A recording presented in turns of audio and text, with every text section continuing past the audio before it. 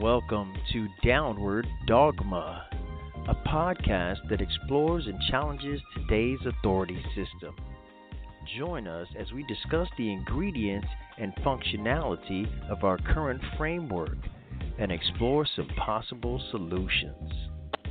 Prepare to have your awareness of today's political terrain expanded. And now, your hostesses, Jennie, Tasha, and Sarah.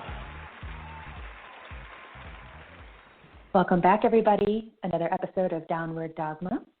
Today, the topic is freedom. What does it look like? And just like every Tuesday, you have myself, Jennie McDaniel, and the lovely Tasha Bell and Sarah Murphy. Tasha, how you doing? Doing great, thank you. How are you? I'm doing very good. Thanks for asking. And Sarah, how you doing? I'm doing great, thank you. Wonderful. Well, you might hear some birds in the background, and that's for your soothing your nerves while we talk about deep, enlightening things. And just to give you a visual, what I'm looking at, I see a beautiful mountain range with some hummingbirds up close. So just to give you a visual and a sound of what we got going on today. It's beautiful. So thank you, ladies, for showing up. I appreciate you like always. And I wanted to hand it right over to Tasha so she can talk about how she feels about freedom, what it looks like, what it's been doing, if we're being oppressed. So, Tasha, what do you got for us? Well, I'm going to start with the idea of the protests that are going on right now and how the media, at least what I've seen on Facebook mostly, is framing them as Trump supporters. I'm seeing a lot of signs saying things like we need haircuts. And you know, the reason that this is happening is so that we can point a finger at something that seems absurd. Like, if you keep showing signs of people saying we need haircuts, and you're saying that these are the only type of people that are protesting, or people that are so self-absorbed that they can't put their life on hold for a minute for something so simple as a haircut, and it creates the idea that they're extreme, and that is to negate the fact that they're actually protesting their freedoms being restricted, and there's many more people there than just Trump supporters. There's many more people there that are facing issues that think that we really have to get out of the programming of what the media, even our Facebook timelines and the articles that come across, are telling us about what is the other side of this pandemic with the freedoms and the restrictions. Because a lot of people are in the mindset that there is a sickness that's going on, and that, you know, we're not having our freedoms taken away. We are, you know, going into self-preservation mode. But the history shows us that self-preservation mode is how they take your freedom. They create an environment that's so extreme that you have to go into protection mode in order to survive. And I really think that that's the most important thing to talk about when we talk about freedom, because in reality, we should be free to do whatever the hell we want. Anything. Freedom is no conditions, right? But because we have certain fears, ideas about the way things work, we say, well, no, everybody can't just do what they want, because then people will hurt other people, and, you know, all the criminals will be going crazy and running around. And that's purely a program, because if we ever go and meet people or experience people in our life that are hurtful individuals or that care more about themselves than anybody around them, those people are not being held back by rules and laws and things written on paper. They don't care. They do what they want anyways. So what happens is everybody else gives up their freedoms in order for this idea of protection against the few that may invade other people's freedoms and steal and hurt. And that's a program, though, because first of all, you know, if we actually had a society that was supporting individuals, and because it's all levels of fear, or it's a genetic condition. And so looking at the actual reality of things, and instead of having things like prisons create care centers where you care for people that are mentally ill or people that have addictions and such in order to, help heal them. Can't have pure freedom because there's a section over here that may behave badly with their freedom. That's the construct in the program that I would like to start out just kind of getting viewpoints on what y'all think about that. Well, are you talking about kind of like an anarchist type experience where you feel like people will sort things out amongst themselves without governing agents?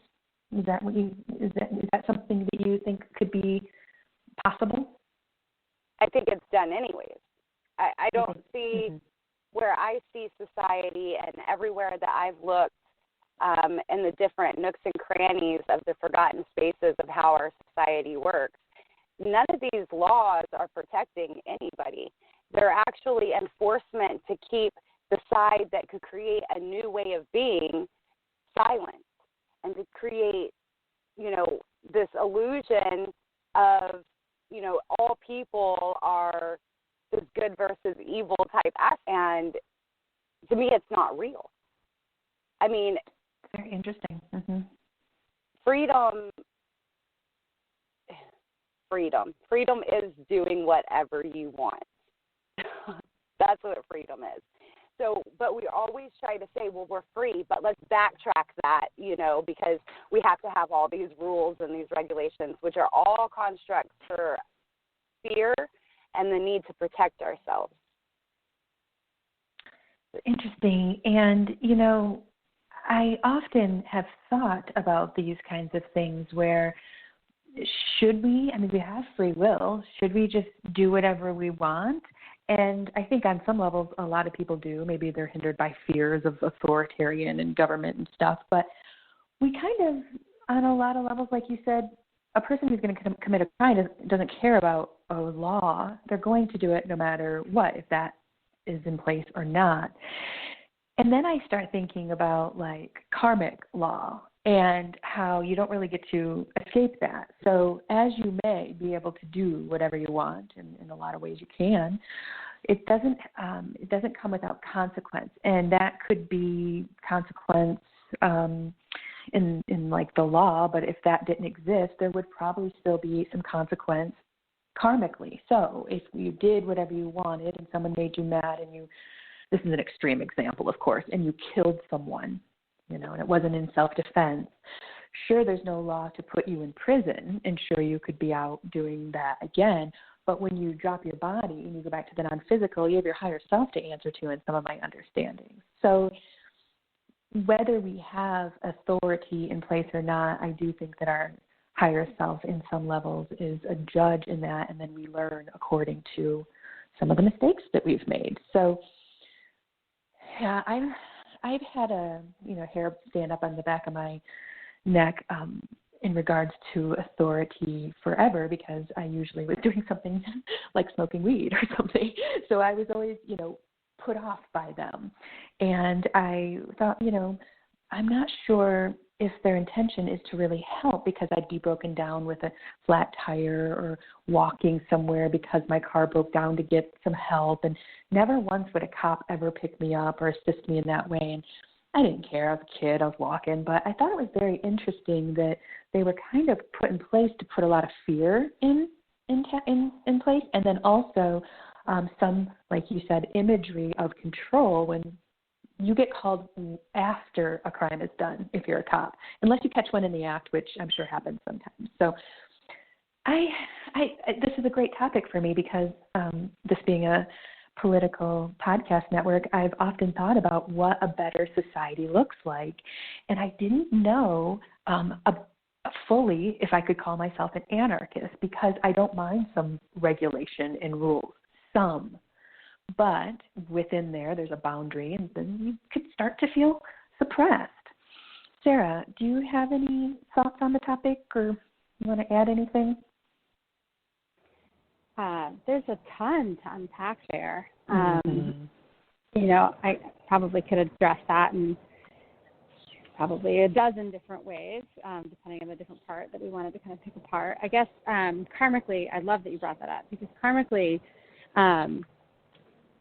there are two levels of karma where you incur karma. One is by violating karmic law, and two is by violating laws that you have agreed to while on the physical plane. So even if it's not a karmic law, if you have kind of bound yourself to an agreement here on the physical plane, then you can incur karma by violating it, which I think is probably worth talking about in much further depth, another time, because it took me a long time to wrap my head around kind of the difference and how one interacts with the other. But one thing I have come to learn is that part of being in the human experience is that there are leaders and there are followers, and sometimes they'll shift from one to the other. But in general, humans like to be told what the boundaries are so they can operate within them.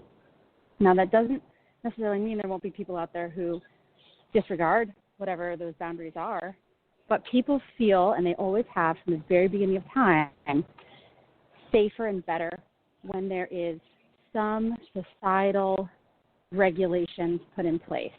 Think back to a time in history where there weren't leaders, kings, head of households. I mean, even think of indigenous communities where they were matriarchal, but there were elders, right? They set the laws. They set, whether it's laws or agreements or whatever you want to call it, I think it's part of the human experience to have quote-unquote laws. Now, whether or not people choose to follow them, that's obviously up to the individual. Laws are fictitious in their existence, right? Like we choose to enforce them or we choose to don't. Even today, we have laws that are on the books that people either choose to enforce or choose not to. So they're fictitious in that way, in that it really doesn't matter what's written down and what's considered good, bad, or indifferent as to the law. Freedom is what you interpret it to be, right? You can follow every single law of the land and still feel free. Or you could choose to follow none of the laws of the land and feel free. It's a very personal, I think, experience. But there's no existence that I can think of on the human side of things where you get rid of laws for the sake of freedom. Because even if you were to get rid of every law in the book, new laws would be made and created. Because it's simply part of the human construct. And it, like you said, from the beginning of time, there's always been some level of organization, whether it be a tribe or a small community. And I want to touch base on what you said about freedom is a perspective, where someone can follow 0 rules and feel free, and then some people can follow all the rules and be free. And that is very, we could unload that all day about how people feel and how that changes the perspective. I've been going and looking into some of my karmas myself in this reflection time, and I've been noting how some people feel really free and not oppressed and not repressed being a mom, full-time worker, wife, and head of the household. In my mind, that would make me go nutso. Like I just know that I would resent those restrictions.